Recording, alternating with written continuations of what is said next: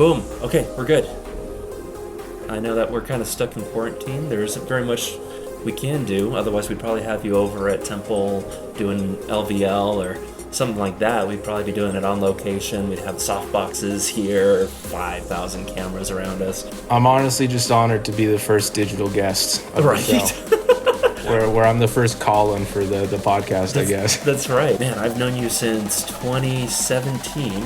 Because I remember distinctly around September of 2017, it was at Release Studios. Yep. It was the live stream between Tashea, Renzo. At the time, they were co-hosting Open Decks, which they called OD.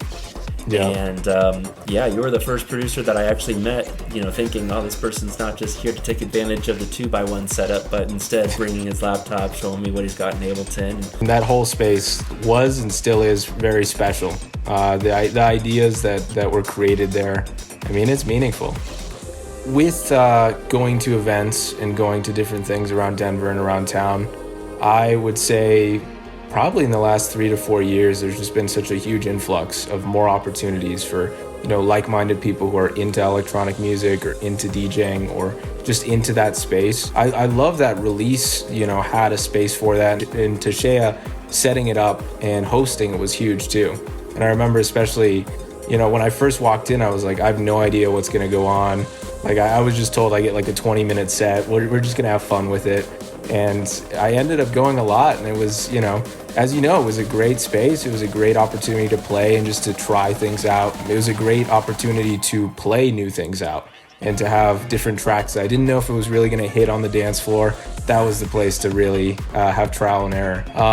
It definitely was more DJ centric for me because I started out as a DJ and I would literally just play shows. I mean, I think I was like 13 or 14 when I first started DJing. After a few years of that, I was kind of perplexed by the sounds that I was playing and just understanding what was happening. I was probably like Nebula, Beacon. It could have been See You Dance too, or Fractals as well. But those were the earlier records that I kind of I didn't really have I wouldn't say I had an original sound with it. I was just trying to learn exactly what I wanted out of the production itself. Overall, I would say first few records, I mean, they didn't really pop off. But now, progressively, we're getting there. Now, we had interviewed once before, actually, Tashea had hosted Cerebral Streams back about a year and a half ago, I believe. We were doing it in her studio. Well, I got to learn a lot about your history. Both of us were wedding DJs kind of growing up. We would do like high school dances, I believe. You had one going there. Kind of walk me through how you started going from, let's go from wedding DJ, high school DJ, all the way to when you played Beta in last November. I started really doing anything, playing shows where I could just have an opportunity to showcase new records that I'm trying to get other people to listen to and to dance to and groove to. But it ultimately was kind of just the monotony of doing things like birthday parties or bar mitzvahs or like little events in high school. I actually used to have this thing at my high school where I would play music every Friday during lunchtime. And it was a thing I kind of got known for, and everybody was kind of surprised. They're like, you're still doing it? The entirety of it was everything to me. So I started doing stuff like that, and it was originally, like I said, not the greatest kind of an environment, especially for EDM, electro house. I slowly started progressing towards different events where I knew I could play exactly the type of music I was interested in, or I wasn't forced to do any kind of like Latino music. Bachata was big for me, right? Especially just in my lifestyle growing up. But for me, it was like, if I'm going to pursue being a DJ, being a producer, I'm going to select specifically the kinds of events that I know that I can thrive in. From that, I transitioned into playing, smaller parties, house parties, met some really cool people, and especially some really cool people at Beta at the time. With the show, I mean, Knife Party was incredible. I mean, probably my favorite shows that I've ever played thus far. I was basically on the opposite side, eye to eye across the audience, doing visuals, and it was really cool to see you doing, an open deck stream for maybe about 40 minutes tops to doing a full-on opener set for Knife Party. That's crazy. I've experienced so much, especially with electronic music as a whole.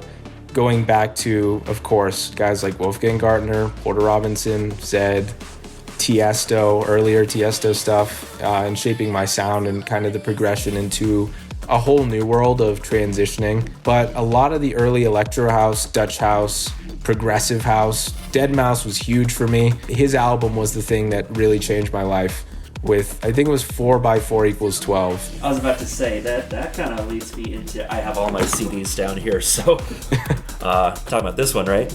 That's perfect, absolutely. I distinctly remember hearing it for the first time and having that kind of a realization, like, this is something I've never heard before. And from that, it was the beginning of everything. An album had taken me to a place I didn't know it could.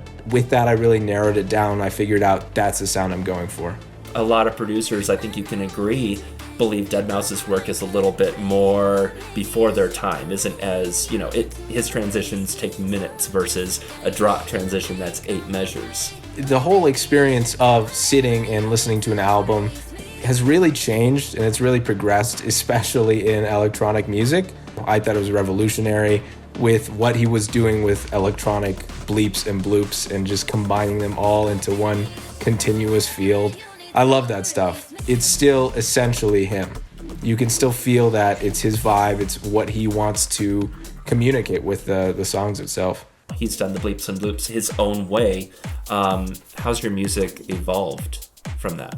I definitely have changed a little bit in terms of exactly what I'm trying to have the listener grab onto or pay attention to. A lot of like my more recent stuff definitely has a bit more, I would say, of the sound I'm trying to push for with my brand and with what I'm creating in general. A lot of, very rhythmic, percussive sounds and a lot of creative, just different synthesizer bleeps. It's had a lot go through it. I have probably like 50 different versions of numerous different songs, and you never know exactly which one's going to be put out there. It's definitely electro house still. It's definitely still, some people call it bass house or deep house. I don't get too lost in the genres because I think it's electronic music. It's going to be its own thing, and it's going to be in its own space with different artists who do similar styles. I'm always trying to switch it up and try something new. And if it doesn't work out, I just, change it to a different song or a different drop, or I just drop the idea and try entirely. Let's talk about your experience using record labels. A lot of producers, and I think the scene has shifted away from using record labels as the only path of releasing your music. And I kind of want to talk about the pros and cons of releasing using a record label. With certain record labels, a big pro is sometimes they do have those connections and they have different ways to reach out to specific artists or specific managers. I mean, I've definitely encountered record labels that are not doing their jobs. They're not doing a lot of promotion, and they're just taking the 50% for essentially no additional benefit. With the record labels that I've worked with, like Bonfire Records most recently, and Ensis, I mean, they've been really good with the promotion they're doing, with the, like I was saying, the connections that they have, and doing stuff like pushing the record out to the right group of people and doing some marketing and understanding exactly the audience that we're trying to reach with that song. With the idea of releasing independently, I see great benefits to that as well. And I've done both. I've had releases signed to record labels and I've had independent releases. With the independent ones, a huge pro is, of course, you're retaining 100% of the rights in terms of the royalties and publishing. You don't have to split it with anyone. But a major con to the whole thing is you lose a little bit of the guidance. So you have to know exactly how you're going to run a marketing campaign. You have to know exactly who you're going to reach out to for artwork or mastering, because those different things aren't going to be provided for you. So experiencing both, I would say it really depends on what you're trying to do with that record at that time. People that are new to the scene, would you recommend them going through a record label, trying to appeal to a record label, or trying to do it themselves? See, something that's always frustrated me about working with record labels, or just really just submitting to record labels, is the fact that if you ever get, response, which with a lot of record labels is unlikely, just because of the flood of emails I get every day and requests and whatever messages. If you get a response, half of the time it's going to be a rejection. It's an industry of putting yourself out there and saying, here's something I really care about and something I made that I think is perfect in this space or this genre. And then they start changing some of the details. If you see yourself saying that you want to get a really good, head start with networking and connecting with different DJs and stuff like getting your music on the radio or getting your music played at different venues, I would say consider some offers from record labels, but do not be discouraged because the vast majority just don't have the time of day to respond to every single email or to accept every single submission. It's usually not personal. It's also a business. Navigating through the music industry, you're going to get through to people who only see it as, well, we have, these goals to make, and we're going to only release records that we know are safe to release. I would imagine you don't feel as much creative freedom as if, you were going to do it independently. Because if you put out a record independently, no one is going to tell you what genre to pick, who to work with for the artwork or the promo videos. You are solely deciding all that stuff. If you had to do it all over again, would you try doing it yourself, or would you be more inclined to go through a record label, knowing what you know now? I'd probably go through a label. A couple records did get picked up, and one of them got sent to Pasquale Rotella's team. That was huge. And to have something like that happen, everything kind of feels like a domino set where you don't know exactly what each moving piece is going to affect and what it's going to lead to. You can make these connections on your own. The problem is you can run into the same challenge as submitting to a record label, because submitting to a DJ or submitting to a radio network, they get so many requests a day. It's crazy. And to have your music put in front of them is just a very valuable thing. It's very strange to see the climate that we're in now, and something that I'll probably only see once in my lifetime. What are the pros to being isolated and quarantined this way, and maybe the cons of being isolated? It's definitely a challenge for, I think, everyone. The whole world is really trying to wrap their heads around figuring out a new lifestyle and a new schedule to keep them going, and especially in the producer community, that involves transitioning different resources or different experiences to different mediums. With live streams, I've seen it go up a crazy amount because of, it's so easy to set up and it's so easy to have kind of a similar experience. It's not going to be the same thing as going to a show, and it's not going to be the same thing as being with somebody, but to have a digital connection, like we're still raving, we're still having a party, that feels really good, and it's a good thing to keep that momentum going. There has to be kind of an agreement where music does come first, but safety comes first, and you have to consider, keeping track of whatever's going on in the world, and that has to be a priority first. I don't think there's anything good about just sitting and being pessimistic about it or feeling down about it.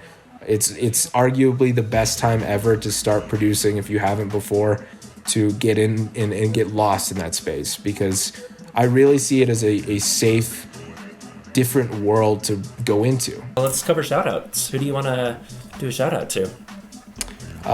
Too many people, man. Yeah. A lot of very talented people in the industry, especially locally. Of course, number one, Tashea, for giving us an opportunity and a great space to really have fun, party, and try different things out with our mixes and our music.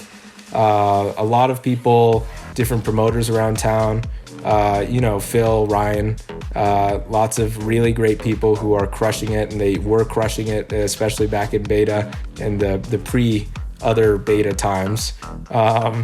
But people like them who are really pushing the industry forward, it's really great to have a space to experience electronic music, to have kind of a unique sound going on through the club walls or whatever, and have an opportunity to get together and experience purely electronic music. So to everybody who's just doing that, it's great.